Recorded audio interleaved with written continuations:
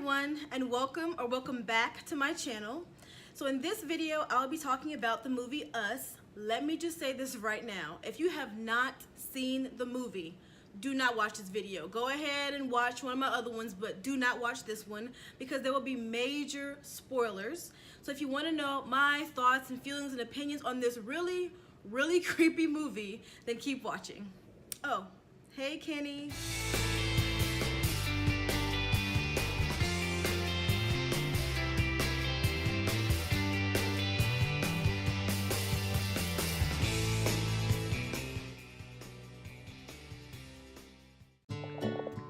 Let me not get hit. Why, thank you, chauffeur.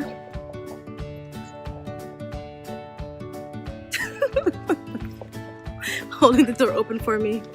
That's so nice. Oh my gosh. Now you're doing too much. Thanks. I'm terrified to see this movie, but I want to support the director. I like what he did with Get Out, and I'm wearing my earrings with crosses on them for protection. I don't know. You're not afraid to see this movie? Yeah, it's just a movie. I know it's just a movie, but it's a scary movie. Yep. And don't you have nightmares? Oh, No. all that. I would have nightmares. Okay. We'll see. I want to see that too. Okay, bye.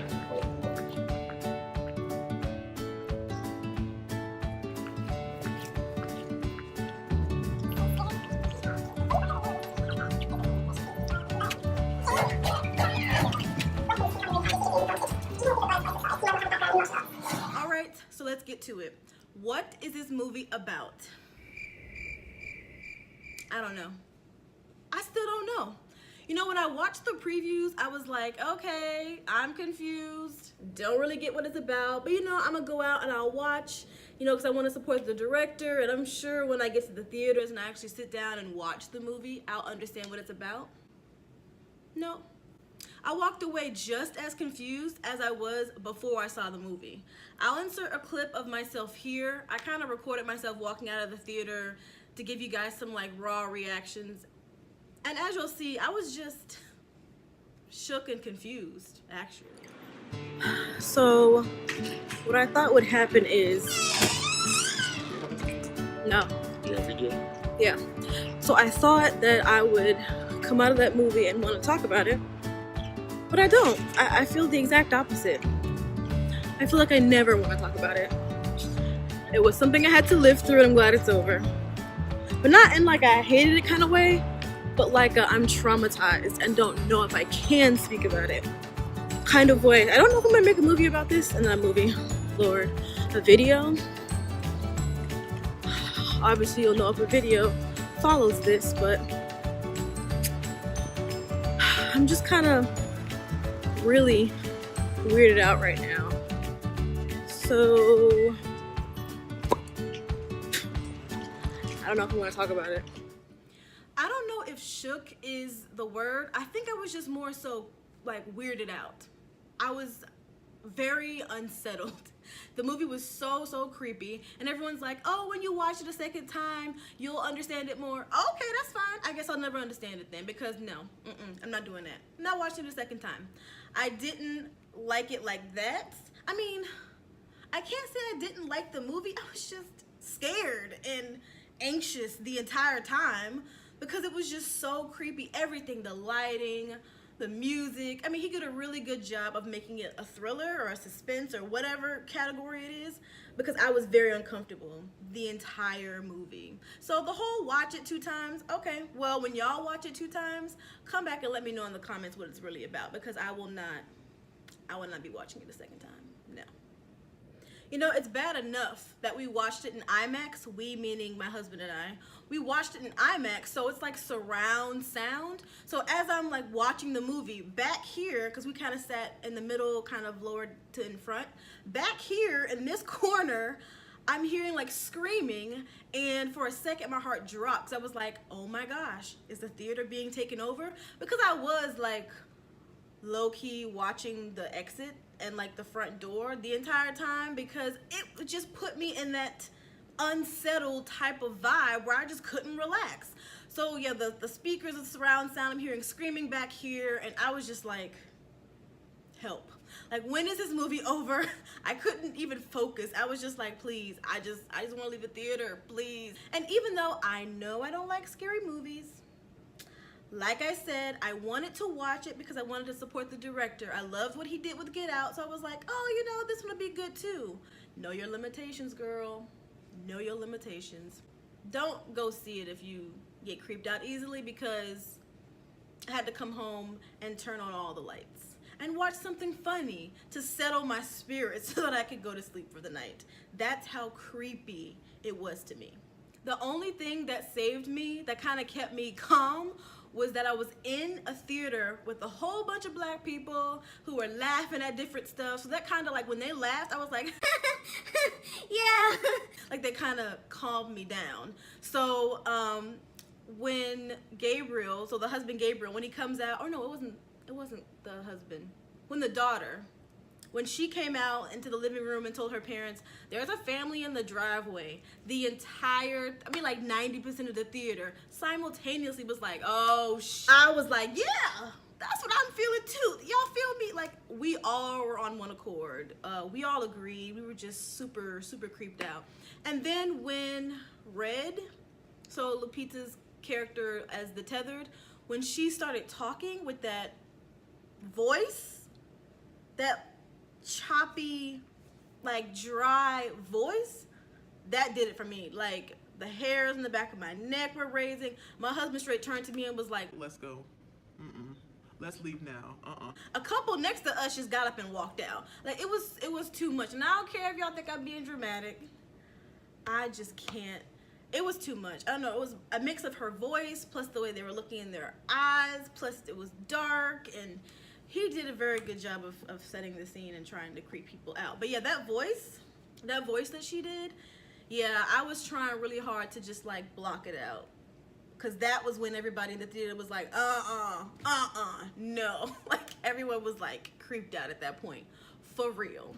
I think that this movie would make a great theme for Halloween Horror Nights. If anybody of you live in Florida, it'd be a really great Halloween Horror Nights theme, or like a great ride at Universal, like one that I wouldn't ride, or I wouldn't go to Halloween Horror Nights, but I think it'd be a good theme for other people who just like horror movies like that. Okay, so what did I think about the plot of the movie? I thought it was good. I mean, like everyone else, I was completely shocked at the end when everything just came crashing down and it all made sense. Like, literally one scene made the whole movie make sense. And I was like, hold up. Are you a tether and you just, and with the man, and y'all have kids now? Like, all that was running through my mind like the last 15 seconds. I was like, oh, you slick. Okay. You good. You real good. So yeah, she switched lives with the other girl. And so then, like, it all started to make sense. Side note, I'm looking at the little girl like, sis, what is your skincare routine?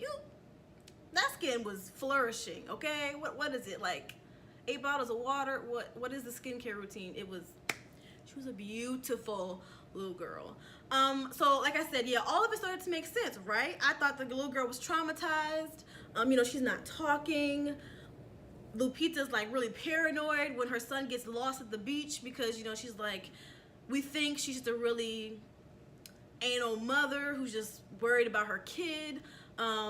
She's telling her husband she's just afraid that these people or someone's gonna catch up with her. So I'm like, oh my gosh, this woman is really stressed out and she has PTSD from this situation. Come to find out, it's because she wanted them, and she know for sure that they're coming, and revenge is coming for her.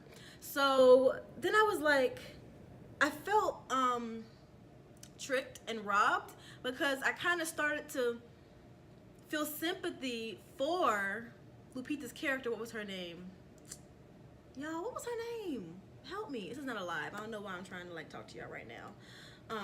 Anyways, I felt sympathy for her, because I was like, this horrible thing happened to her, even though I really was thinking, why are you wandering, little girl? Stay close to your family. That's really what I was thinking. But yeah, this horrible thing happens to her, and she's never the same, but not for the reason that we think. So that's why it made sense also that y'all remember when the tethered daughter was like hanging upside down. I guess she had broke her spine, whatever, in the tree. And Lupita's character went over to her and was like, shh, shh, like trying to calm her and tell her that it was gonna be okay. Something was off there, but I couldn't figure out what it was. I was just like, oh, you know, mother's instinct kicks in. Maybe she just feels bad. When really, it's that she feels connected to those children because those children really could have been hers, you know, because that would have been her tethered life. So I'm like, okay, again, this is really making sense. I'm sure there's other things that I missed, so like, tell me in the comments what other things I'm forgetting. What other scenes, now that we know who she really is, like why it makes sense. So when she got scared about her son being lost, or when she couldn't find Jason at the beach, it wasn't because she thought that he had been kidnapped, a mother's worst nightmare. It was really that she thought that, you know, one of the tethers were going to come get her son and replace him. But we know that that didn't happen, because at the end, I did kind of think maybe the son got switched, but obviously the tethered son has the burn on his mouth, so we would have known. So yeah, it made sense at the end. And I was like, I feel gypped. I feel like I've been lied to this whole time. Not only is my heart assaulted, I feel like, because I'm just anxious the whole movie. You lied. You lied to me the whole movie. Until literally the last 15 seconds. Well played, Jordan Peele. Jordan Peele knew to make Red, the tethered, the only one who could talk. I didn't even think, like, how come everybody else is grunting and she's talking? Like, it didn't cross my mind that, oh, maybe it's because she's actually human and she knows how to talk. Didn't even cross my mind that when she's killing the other, I'm even getting confused, Adelaide. So when Adelaide is killing Red, and when she's killing all the other people throughout the movie, why she's so good at it. Like, why is she such a good murderer? Why is she so aggressive? Like, what is going on? I mean, when she was killing Red, and she kind of went from like screaming to like laughing, there was some kind of switch there that made me feel like something's happening. Don't know what it is. Something's happening. But I couldn't put my finger on it. And then, you know, at the end, they're like, oh, because she's actually a tethered and she knows how to kill people.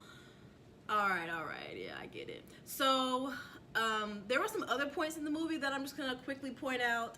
I'm sure that there's no explanation to some of this. It's just questions that I'm thinking about, and I want to know what you all think about it as well. So here's my questions. So obviously we know the son, Jason, knows his mother is different, and that things are in fact not going to go back to the way they were, like she was trying to convince him, because I think she knew she got caught.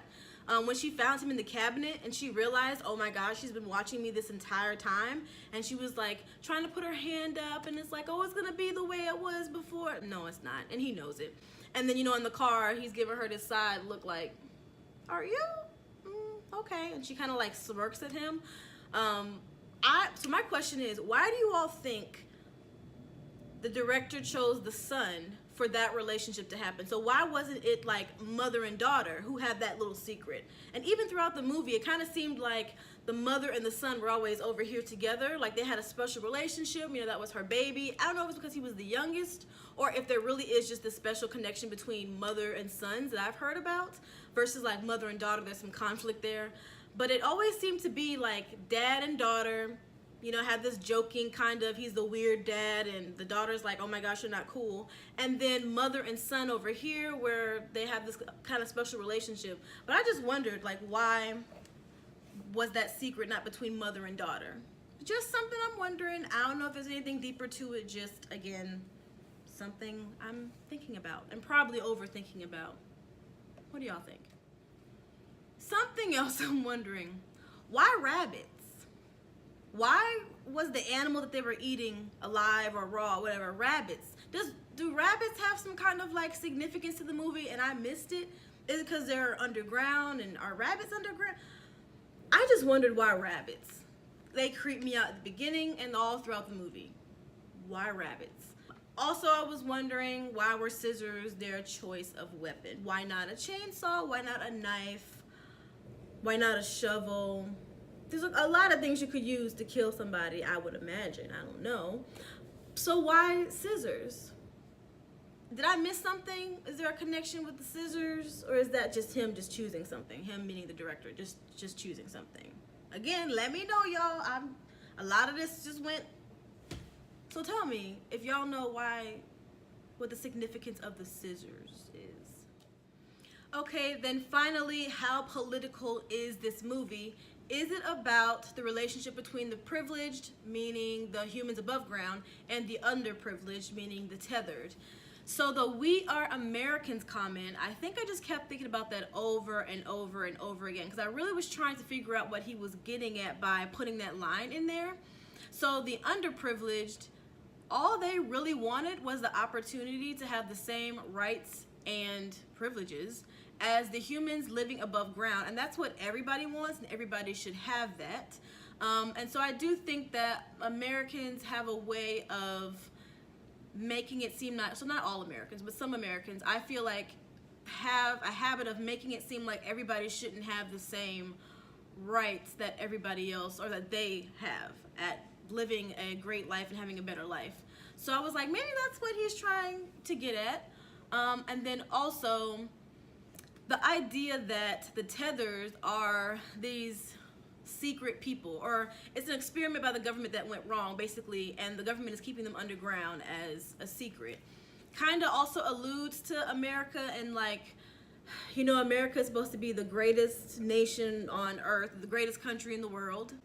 Debatable.